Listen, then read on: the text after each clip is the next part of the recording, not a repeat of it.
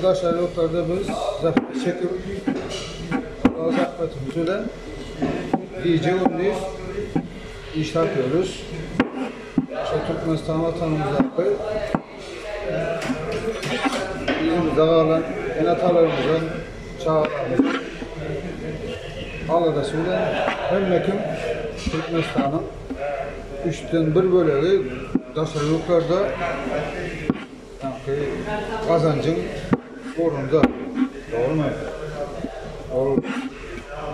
Sonraki 2 yıldan beri Türkmenistan'ın takibiyetine eden ne hak adalatsız hareketler için bir toparlar öğredi. Bir topar gruplar öğredi. Onu da aktivistler vatan haini değiller.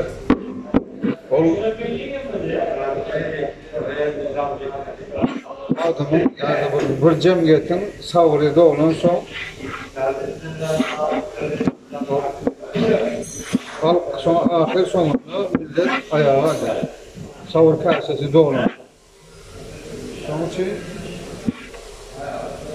hazırki hükümete aytmak istəyəsi olan Sinçi hükümündə mən öz fikir maydanda